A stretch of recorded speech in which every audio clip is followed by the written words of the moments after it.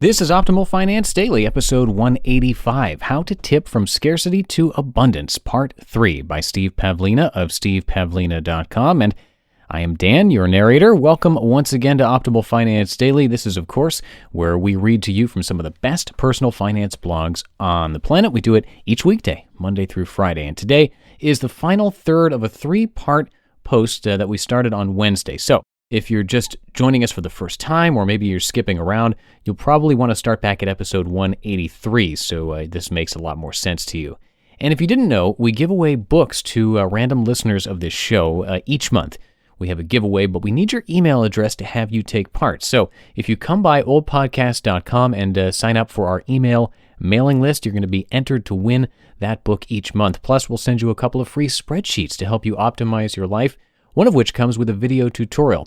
And all of this is totally free and a great way to show your support for Optimal Finance Daily and our other podcasts. So again, you can enter your email address at oldpodcast.com or sign up very quickly by texting the word financial to the number 44222.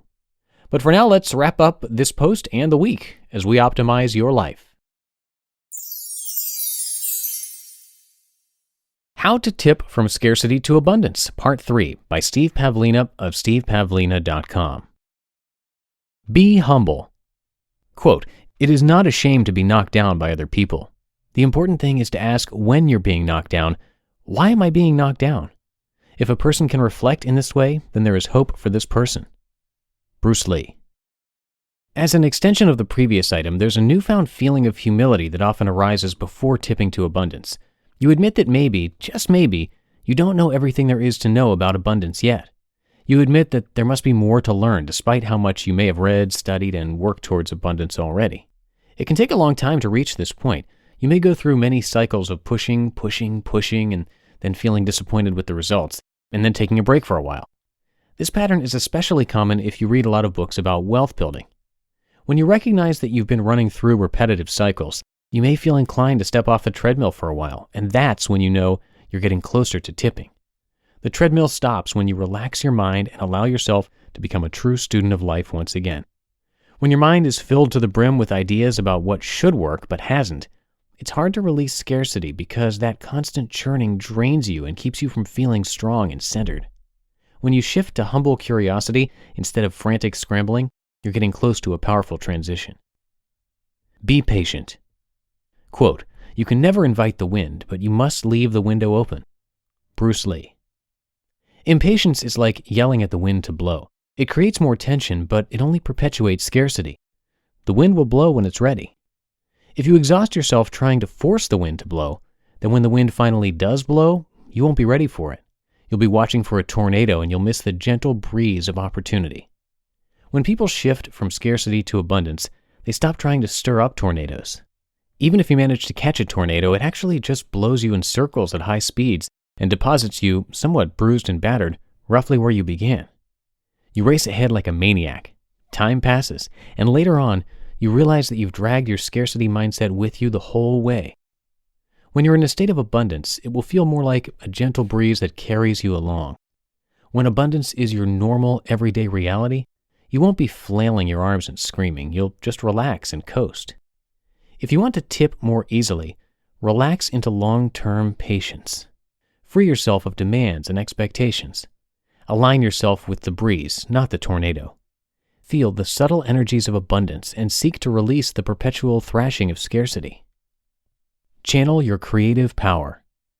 Quote, "As long as I can remember, I feel I have had this great creative and spiritual force within me that is greater than faith, greater than ambition, greater than confidence, greater than determination, greater than vision. It is all these combined. My brain becomes magnetized with this dominating force which I hold in my hand." Bruce Lee. A final sign that a person is ready to shift is that they begin to reclaim their creative power.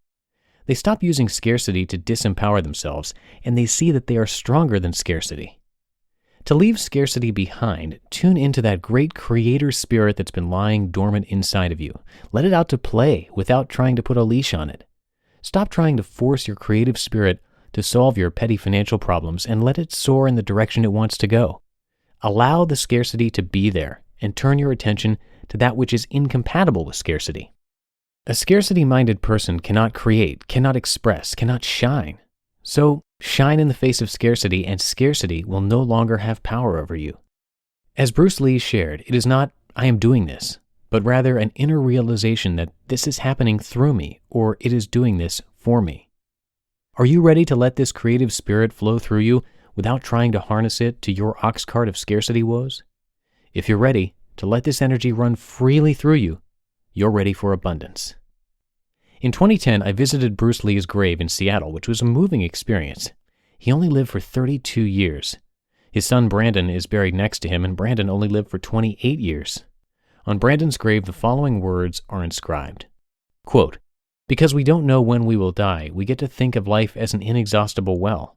Yet everything happens a certain number of times, and a very small number, really. How many more times will you remember a certain afternoon of your childhood? Some afternoon that's so deeply a part of your being that you can't even conceive of your life without it. Perhaps 4 or 5 times more, perhaps not even that. How many times will you watch the full moon rise? Perhaps 20? And yet it all seems limitless." End quote. We don't know what the universe has in store for us. We don't know when our time here will end. We only know that this human life is temporary.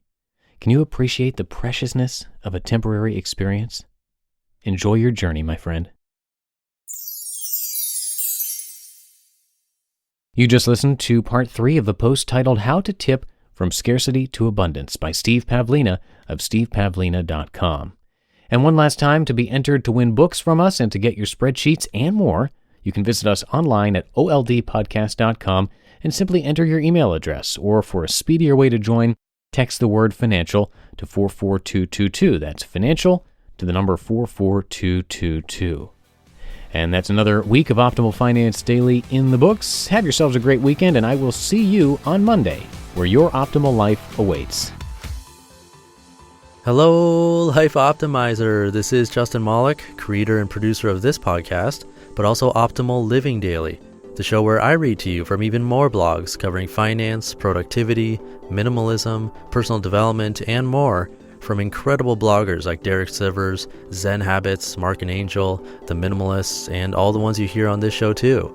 So if you enjoyed today's episode and like taking amazing blogs on the go, come on over to Optimal Living Daily and subscribe to that one too.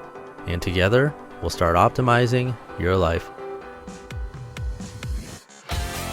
You've been listening to Optimal Finance Daily. Be sure to hit the subscribe button to stay up to date on each new episode, and head to oldpodcast.com. That's oldpodcast.com for a free gift, as well as more actionable tips and resources to help you maximize your potential. Thanks for joining us, and remember, your optimal life awaits.